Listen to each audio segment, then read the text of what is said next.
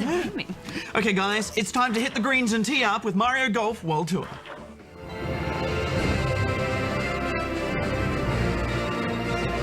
Here we go.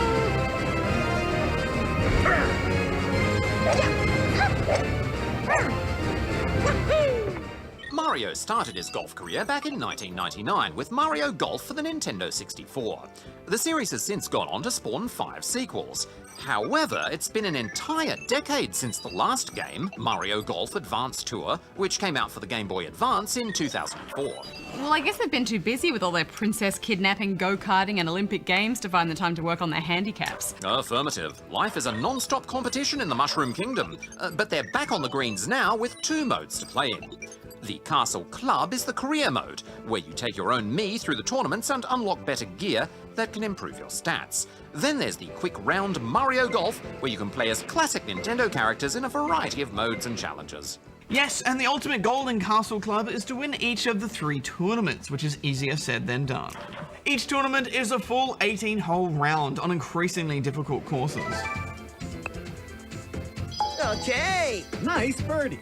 Things start off simply enough in the forest course, then the wind picks up on the seaside course, and finally you have to conquer the treacherous terrain of the mountain course. Yes, and getting a respectable podium finish won't cut it either. You need to beat everyone and place first. And don't expect the AI to go easy on you. You'll need to get more than a few birdies to come out on top. I like that the game gives you a real challenge, and it really captures the joys and terrors of golf. It's so satisfying to nail a long distance putt or land right near the pin, but when you miss a putt by just a few centimeters, oh, just get in the hole, it was right there. Affirmative. The smallest of adjustments can mean the difference between glorious success or shameful failure. It's almost kind of scary when you get a bogey, isn't it? I mean, all the other players coming close around you and then just stare at you angrily while you sob.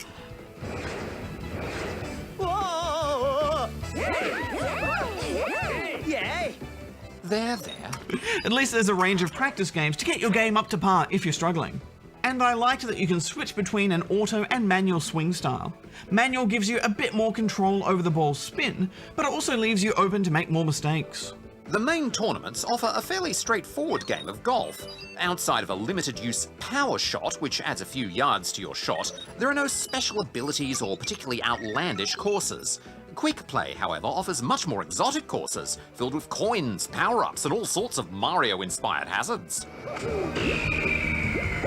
No! Out of bounds. Yeah, I liked all these extra courses, but they really make you work to unlock them. Each one requires you to earn a certain number of challenge coins, which, as you might have guessed, you get through completing challenges. Affirmative. These include tasks such as collecting a hard-to-reach coin, shooting through rings, or playing a few holes with random clubs. They can be quite tricky, but I like them a lot. They're excellent bite-sized challenges to test your skills. And I think it's the craziest side of this game where it really shines. You know, it takes it from being just a good, solid golf game to adding all that classic Mario magic. Using all those power-ups and being in these courses with giant Goombas and Yoshi eggs around the place is the kind of thing that no other golf game offers. There's also a healthy suite of multiplayer options. In the Castle Club, you're able to enter into regional and world tournaments. These let you post your best scores in fairly standard games of golf, and in a nice touch, you also get to watch several other players' attempts at the same time. Yeah, it's pretty cool watching everyone's golf balls go flying at once, isn't it? Affirmative. Yay! Par. One thing I didn't like, though, was how they've laid everything out. The Castle Club especially is a bit of a maze.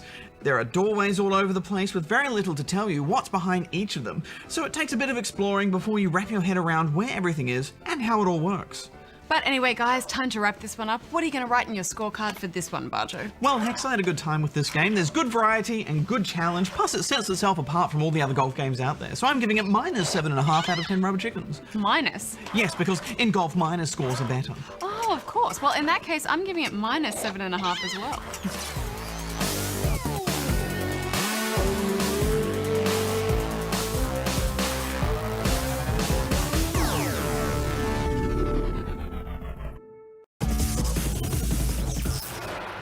Guys, one of my most cherished all-time gaming memories was staying up till the wee hours of the morning at sleepovers with my friends, battling it out in the intense kart racing of Mario Kart and the Nintendo 64. There have been Mario Kart games released on just about every Nintendo console. So naturally, with the release of the Wii U, it's time for a new Mario Kart game, Mario Kart 8!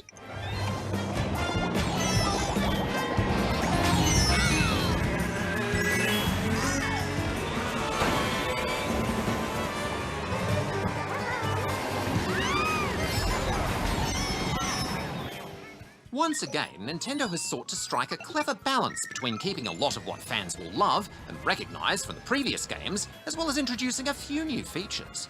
Yeah, not to mention an upgrade to the visuals. My jaw dropped when I jumped into that first race. Mario Kart has never looked this good. I know, right? It looks amazing. Starting out on the 50cc races is a good way to ease yourself into the world of kart racing, as the vehicles handle a little easier and don't go as fast. The character roster brings in many of the old favourites, including some new ones, such as the Koopalings and Pink Gold Peach. I don't really get the point of Pink Gold Peach. I mean, it's just Peach, just all weird and metallic. What's wrong with being metallic? Oh, no, nothing, Darren. I didn't mean you. Yes, well, it is a bit silly. The vehicle customization makes a return though, which is great. And you get these by collecting coins as you race. It's a shame the vehicle customization didn't have a bigger impact on the gameplay.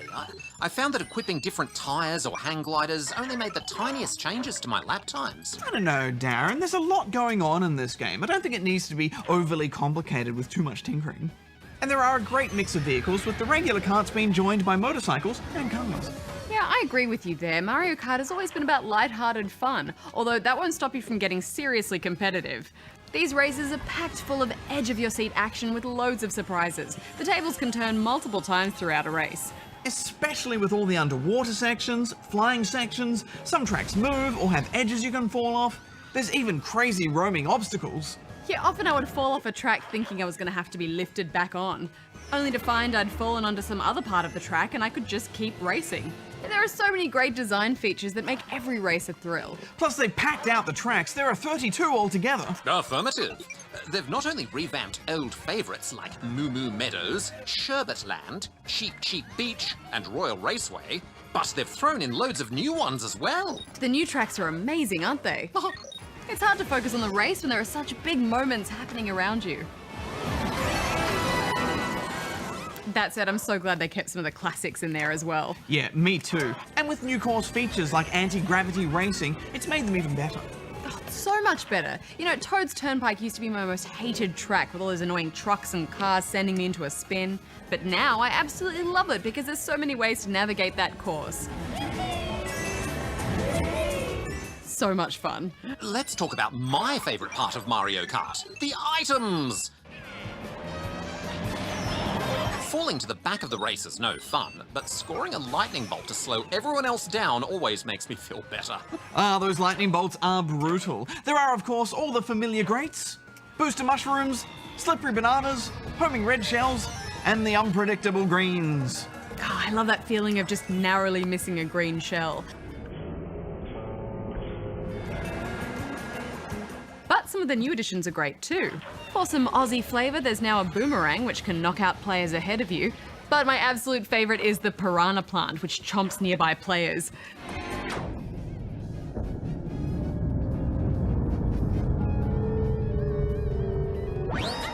Mario Kart is designed with a rubber band catch-up system.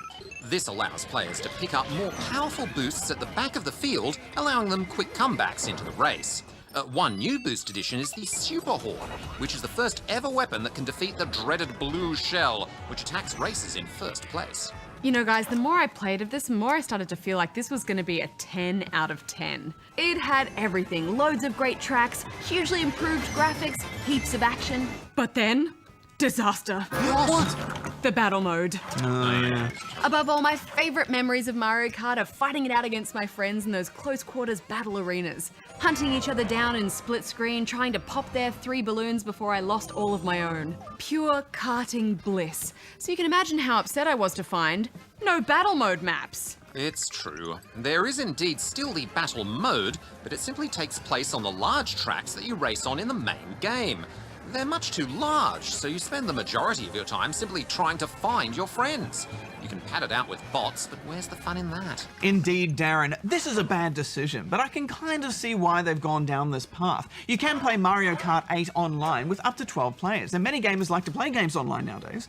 But it just does not suit this game at all. No, it really doesn't. And there's no mini-map. You can't see where other players are, so you don't end up with those cool one-on-one battles. The question is, does this ruin the rest of the game for you, Hex? Well, no, this is still an incredible kart racer. It's filled with loads of the iconic features that make this series so great. Best tracks in the series so far, and so many of them. It's just such a shame that my favourite part of the game, the battle mode, has been changed for the worse.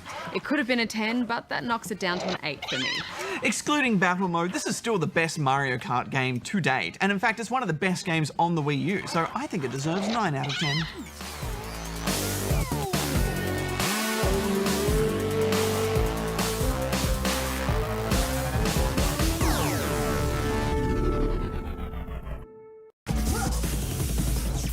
Questions. Guys, it's been a while since we reviewed a Mario Party game. In fact, I think it was Mario Party 9 back in around 2012. So let's see how it stacks up with next gen on the Wii U with Mario Party 10.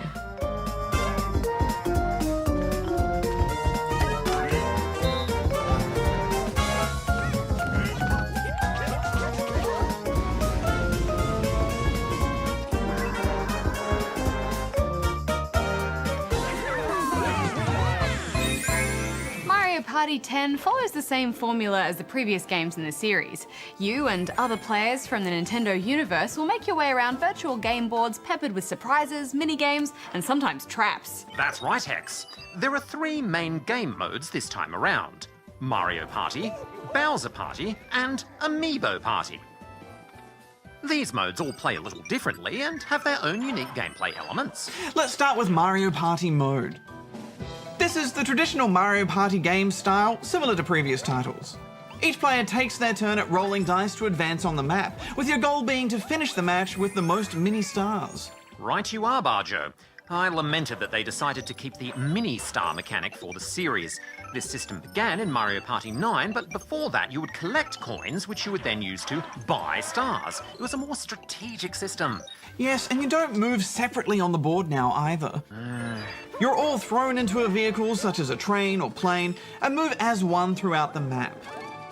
And it's just not as much fun. Yeah, I agree. I was always a fan of characters making their way individually around the game boards too. It was just more exciting. What did you think of the mini-games? Well, I thought the variety was quite good, but they're short and simple. Some mini-games would be over in just a few seconds, especially when the computer characters are playing. They're pretty bad at it. The game does feel unusually luck-based, doesn't it? Yeah, I thought so too, Darren. I mean, I know that's kind of what Mario Party is, but here it just felt a little too unforgiving. One mode that I did like, though, was Bowser Party. In this mode, you can control Bowser himself against up to 4 players, where your objective is to stop them reaching the superstar. Bowser can stop the other team by catching up to the other players on the game board.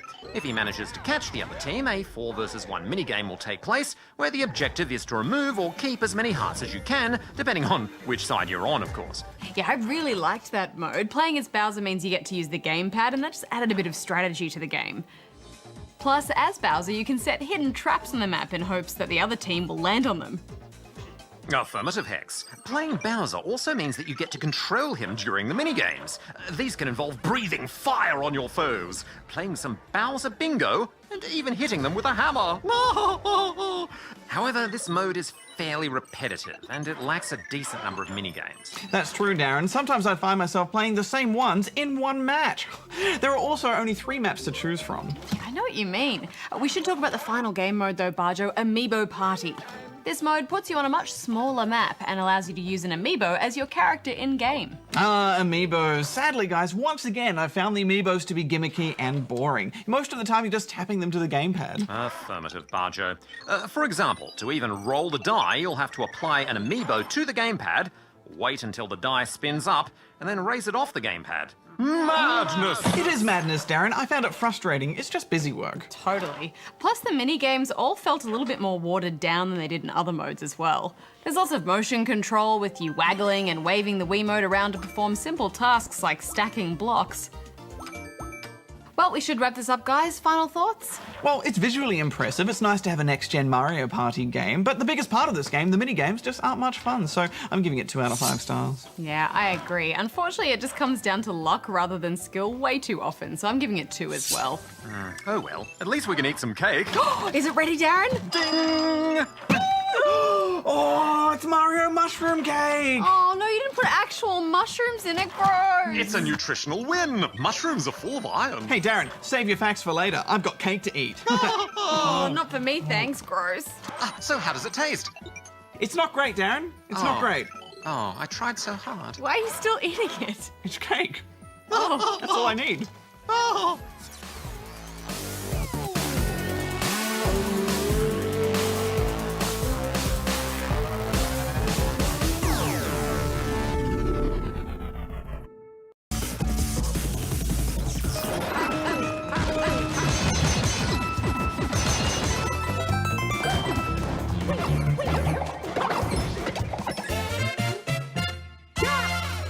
Guys, we've had quite a few Mario games in the last few years, but this is the one we've really been waiting for. It's the first full 3D HD Mario and the true successor to the awesome Galaxy series.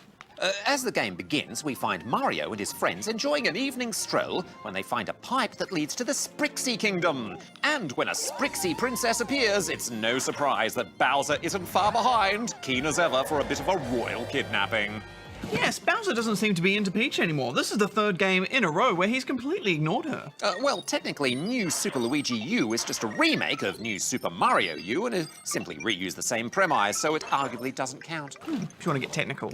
There's actually a bit of gameplay reason behind Bowser's change of heart. This is the first time since Super Mario Bros. 2 you can also play as Princess Peach. Just like in the new Super Mario Bros. Series, you can now take 4 characters into a game for a bit of cooperative play. There's of course Mario, while Luigi, Peach and Toad are all along for the ride as well. This marks the first time there's ever been multiplayer in a 3D Mario game. Well, technically you could play a kind of co-op in Mario Galaxy. Oh, playing as a glorified cursor doesn't count, Hex. They all have their own characteristics that we've come to know. Such as Luigi jumping higher but skidding more, while Peach can use her dress to float briefly. And it's definitely some of the most fun co-op going around. Things were always hectic when there were 4 of us playing at once, especially because points are on the line to get that coveted crown. The game is laid out through a classic overworld map. Each level has 3 green stars to track down. Some are quite obvious, but a lot of them are fairly well hidden or tricky to get.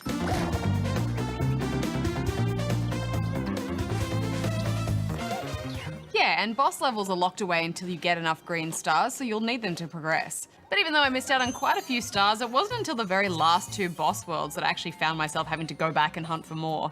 You may have noticed we're referencing a lot of old Mario games in this review. That's mostly because this feels like a best-of compilation.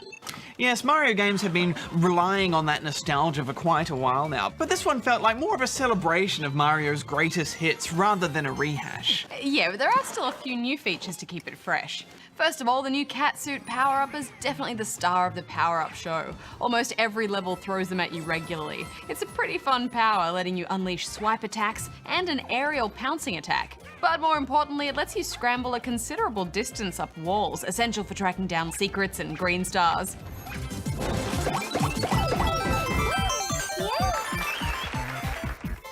As much as I love cats, my favourite power-up was the double cherry, which creates clones.